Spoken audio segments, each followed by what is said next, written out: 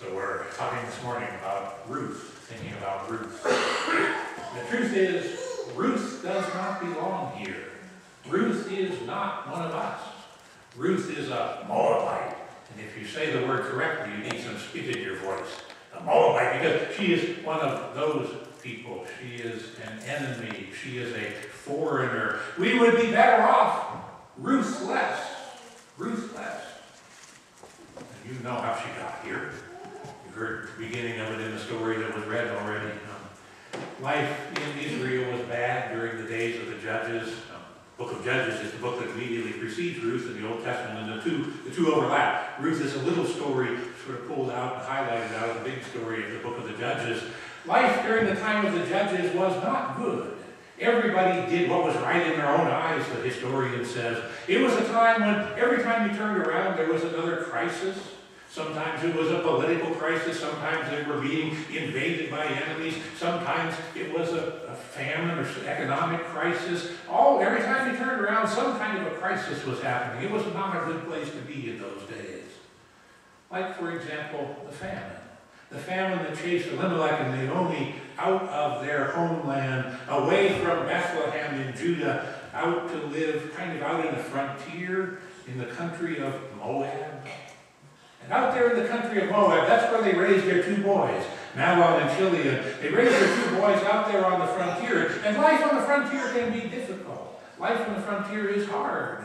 And so often when you're out on the frontier, people who would otherwise be enemies figure out that maybe we will do better if we learn how to be neighbors to each other. And so perhaps that's what happened.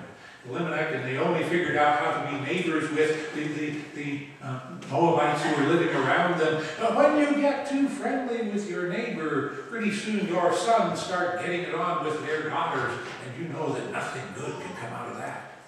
Which is how these two women came into the story. One son married Ruth, the other son married Orpah. And the one about them, Dad died. Dad died, but the boys were good boys, and they stayed close to their mother, and they did what their tradition obligated them to do. They made sure that Mom had a good living. They lived together in ways that nurtured their own relationships and nurtured also their mother's life. And so things went well for widowed Naomi, their mother, until 10 years later when both sons died. And we don't know how it happened. We don't know why it happened.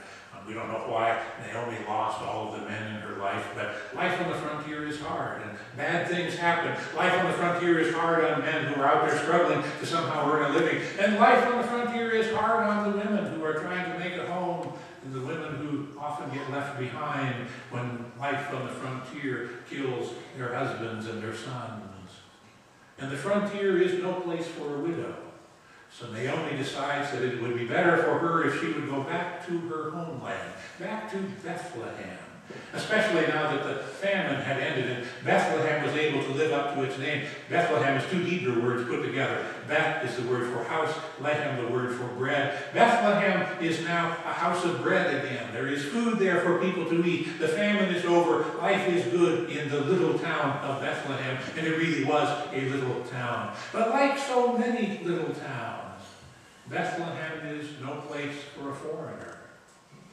And so Naomi sends her daughter-in-laws back to their own people, back where they belong, back where they fit in, back where they know the language, back where they know the custom, back where somebody cares.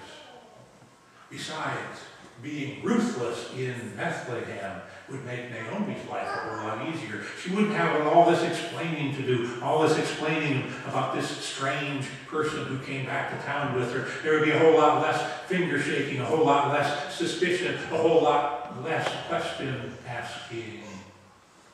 But again, you heard the story. Ruth is not going to have any of it. She won't have any part of it. Indeed, she will insist that there will be more Ruth instead of less Ruth. Even as she watches her own sister-in-law go back and return to their own people, Ruth insists that she will cling ever more tightly to Naomi, her mother-in-law. She will cling ever more tightly. The word was right there in the text. Did you hear it? And did it create some echoes? Think of another story that another storyteller told us. Another story that you know pretty well. The storyteller also used the word cling in a powerful way, and you will recognize it as soon as I start to tell the words from the story. It comes from Genesis chapter 2. Another storyteller is talking about marriage and writes, a man leaves his father and his mother and clings to his wife, and they become one flesh. And Ruth clings to Naomi. She clings to Naomi even more tightly than she clings to her own people. She clings to Naomi and she insists that they belong together. Do not press me to leave you. Do not press me to turn back from follow you. I will go where you go. I will lodge where you lodge. Your people will be my people. Your God will be my God. Where you die, I will die, and that's where I will be buried. And if she fails to live up to her commitment, Ruth invites God's wrath and God's judgment. And so Naomi does the only thing she can do, because you see, they really do belong together now. Some relationships are stronger than blood. Marriage, for example. When we marry, we leave our kin in order to cling to the other who is now closer to us than any kin can be. Not that we totally abandon our kin, not that we forget that our kin exists or anything like that, but somebody is closer even than the people who are ours by blood. We make a close connection. We cling ever more tightly to the one who is now our spouse, the one who is now our partner. And don't we get some surprises sometimes with that? When these cling to relationships, the ones that actually work, or the ones that sometimes fail to work. Don't we get surprised sometimes when the invitation comes to widen the welcome, to include that other person? I can't remember when I'm in a second marriage, so I didn't get to watch this happen with Pam's two daughters, but I can remember when my daughter was bringing home these strange-looking critters. And finally she brought one of them home, and she said to me they were going to get married, and I sort of looked at him, and thankfully I was wrong, because he turned out, as we welcomed him into the family, turned out to be a good husband and a good man, and the marriage is going well. But there's some times when that widening the welcome really feels a little bit odd, when you're trying to widen the welcome to include her, or to include him, or to include them. Kind of an odd thing, but for 3,500 years, because that's how old this story is, the story of Ruth, for 3,500 years God has been trying to tell God's people that Ruth-less is not good, that more Ruth is better than less Ruth, that making the welcome wide is God's will. For 3,500 years, God has wanted God's people to make the welcome wide. And to help us get the point, Ruth clings to Naomi. And Naomi, whose life is overwhelmed with despair and mourning, clings to Ruth, the alien, the enemy, the outsider. And together they make the journey, the physical, geographic journey from Moab to Bethlehem, and the emotional journey back to the place where Naomi used to be. Although, with all the baggage that she's carrying now, you cannot go back to the way it used to be. There's no way to go back to there the way it used to be. But thankfully, the folk in Bethlehem were not ruthless. Thankfully, the welcome was big enough to let them both in. That's how it worked out in that story. Two stories that maybe will help us see how this matters for today. Two stories that both happen to be true. They both happened last Wednesday. One of them happened in Onarga, and one of them happened right here in Chevans. The Onarga one first, because it happened at lunchtime, so it's the older of the two. I was sitting in Onarga at the El Toro restaurant with some pastors from that part of the world, 6 of us. And we were sitting there, and we were talking with the principal from Ruth-less High School and with the superintendent of schools from down there. We were talking together, the 6 pastors who, the other 5 live down around there, and you know that I commute down there, so we were talking together about how we might be able to work together as teachers and as school leaders and as church leaders and community people, how maybe we can work together to make life go a little better in our schools for the students. The superintendent pointed out a big problem in the Iroquois West District that has defied solution. She pointed out that about 15% of the student population in the Iroquois West is Latino, Latina.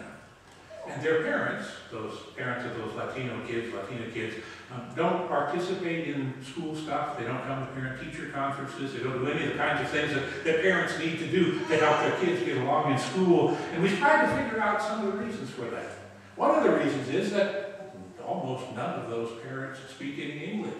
And our teachers don't speak any Spanish, so coming to a parent-teacher conference where nobody can speak the other language is kind of a strange thing to do. And some of them have kind of questionable status about their immigration. And if you're one of those people, you learn to keep your distance from anybody who looks a little bit official because you don't want to get yourself in a bit of a predicament. So the school is a foreign place because you can't speak the language, and there are official-looking people around there, and you kind of keep your distance from official people.